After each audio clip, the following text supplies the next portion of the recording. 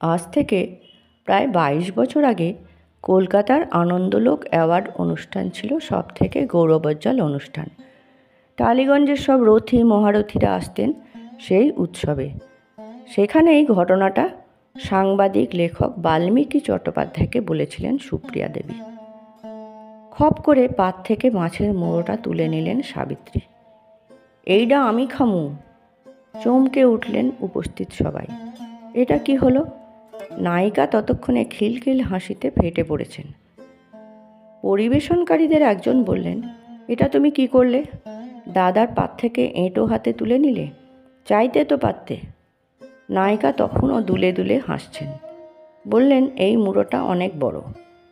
পাত ছেড়ে উঠে পড়লেন উত্তম কুমার। গটগট করে বেরিয়ে গেলেন। হাসতে হাসতে মুখ তুলে নায়িকা দেখলেন সেই চলে যাওয়া। তখন বুঝলেন মজা করতে গিয়ে কি সাংঘাতিক ভুল করে বসেছেন তিনি। চেঁচিয়ে উঠলেন সাবিত্রী, দাদা! প্রতি বছর পয়লা বৈশাখে বসুশ্রী সিনেমা হলের মালিক মন্টু বসুর উদ্যোগে বসত জমাটি আসর। গান বাজনা, হাস্য, কবিতা, ডায়লগ, গল্প এবং তার সঙ্গে দেদার খাওয়া দাওয়া। উপস্থিত থাকতেন টালিগঞ্জের প্রায় সকল সূর্যচন্দ্র গ্রহতারা। এই আসর ছিল তাদের গেট টুগেদার বা বাৎসরিক জমায়েত। মেতে উঠত সবাই আনন্দে। কিন্তু এমন অনভিপ্রেত ঘটনায় তাল কেটে গেল। লম্বা বারান্দায় সবাই খেতে বসেছিলেন। স্বাভাবিকভাবেই মধ্যমণি উত্তম কুমার, তার আগে ও পরে সবাই। উত্তম কুমারের দুপাশে নির্দিষ্ট কোনো অভিনেতার বসার আসন ছিল। হঠাৎই সাবিত্রী দৌড়ে গিয়ে উত্তম কুমারের পাশের আসনে বসে পড়লেন। অস্বস্তি হলেও সেটা মেনে নেওয়া হয়েছিল মানুষটি সাবিত্রী চট্টোপাধ্যায় বলেই। উত্তম কুমারের অত্যন্ত পছন্দের শিল্পী তো বটেই, তাছাড়া ইন্ডাস্ট্রির রত্ন। উত্তম কুমারও প্রাথমিক অস্বস্তি কাটিয়ে বলেছিলেন, আচ্ছা সাবি বসুক এখানে। তারপর শুরু হলো খাওয়া দাওয়া। কাণ্ডটা ঘটল মধ্যভাগে, যখন উত্তমের পাতে বিশাল মাছের মুড়োটা পড়ল। কোনো লোভ থেকে নয়, নেহাত মজা করার জন্য। শুধু পুরুষদের পাতে কেন পড়বে বলেই সাবিত্রী মাছের মুড়োটা তুলে নিয়েছিলেন এঁটো হাতেই। মানতে পারেননি উত্তম কুমার। মহানায়ক হলেও মধ্যবিত্ত মানসিকতার বাঙালি, অপমানিত হয়তো হননি, অস্বস্তি হয়েছিল অথবা রাগ হয়েছিল। মুহূর্তের সিদ্ধান্তে উঠে চলে গিয়েছিলেন। হাবভাবে নয়, খোলাখুলি বুঝিয়ে দেওয়া, তোদের দাদার এটা একেবারেই পছন্দ হতো না, সরে আসতেন, বললেন সুপ্রিয়া চৌধুরী। তাহলে তো দাঁড়ায় যে সাবিত্রী খুবই সরল সোজা মানুষ ছিলেন, অত রেখে ঢেকে চলতে পারতেন না। বেনুদি বলেছিলেন, তুমি করতে এসেছো সিনেমা, অত বড় একজন অভিনেত্রী, একটু রয়ে শোয়ে চলবে না? এটা ঠিক, সাবিত্রী আঁচল গুছিয়ে চলার মানুষ ছিলেন না। বাঙাল তো বাঙালি, সোজা সাপটা। সাবিত্রীকে একবার জিজ্ঞেস করেছিলাম তার প্রেমের ব্যাপারে। জীবনে কটা প্রেম এসেছিল? সাবিত্রীদি অকপটে বলেছিলেন, বহু, তবে সবই বিবাহিত। অবিবাহিত কোনো পুরুষ তার কাছে আসেননি, তাই আর বিয়ে করা হয়ে ওঠেনি। এরপরেই যে প্রশ্নটা আসে তার বলে দিতে হয় না, উত্তম কুমারের সঙ্গে প্রেম হয়নি।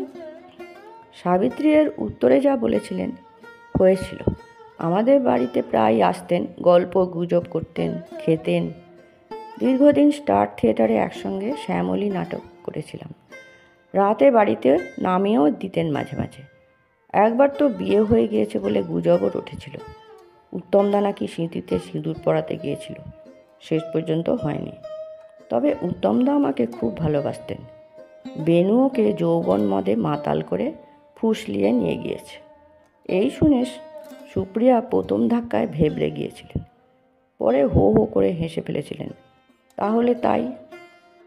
উত্তম কুমারের মুখের খবর আমি জানি না, তবে তার চারপাশের অনেক লোকের সঙ্গে কথা বলে যা বুঝেছিলাম তা হলো, উত্তম কুমার তার সাবি বা সাবুকে ভালোবাসতেন পাওয়ারফুল অভিনেত্রী বলে।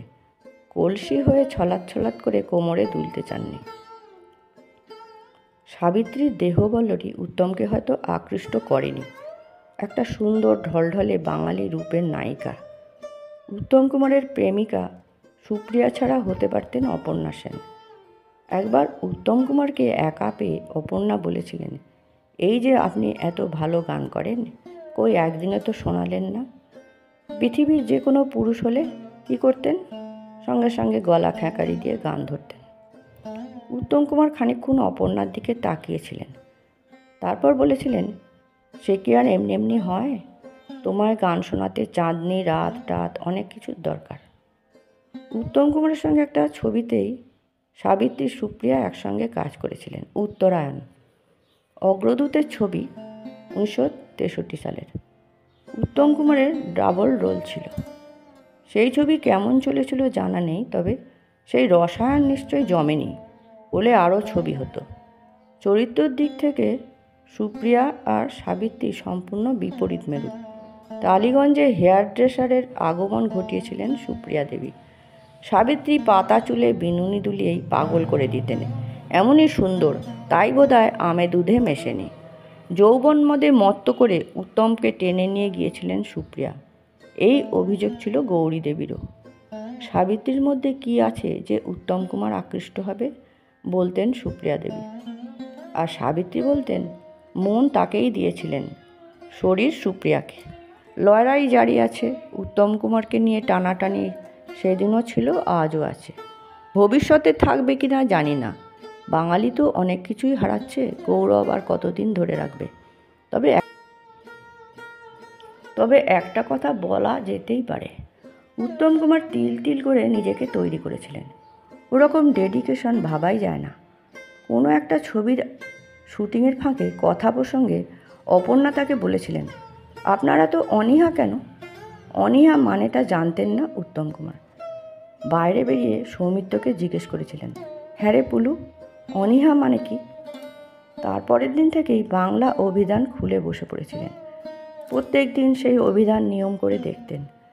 বাংলা সিনেমার নায়কের চেহারা, কথাবার্তায় আন্তর্জাতিক ছাপ দিয়েছিলেন তিনি। তাঁর অন্যতম প্রিয় অভিনেতা ছিলেন পিটার ওটুল, লরেন্স অফ অ্যারেবিয়ার হিরো। তাঁর চলনবলনই আকৃষ্ট করেছিল উত্তমকে। এহেন উত্তম কুমার শাড়ি হয়ে সাবিত্রী কুমারে আজীবন জড়িয়ে থাকতেন না, এ হলক করে বলা যায়। তবে কি সুপ্রিয়াই যোগ্য জীবনসঙ্গী? ইতিহাস তো তাই বলছে। সুপ্রিয়া তো সারা জীবন তোমাদের দাদাকে ধরেই বাঁচতে চেয়েছে।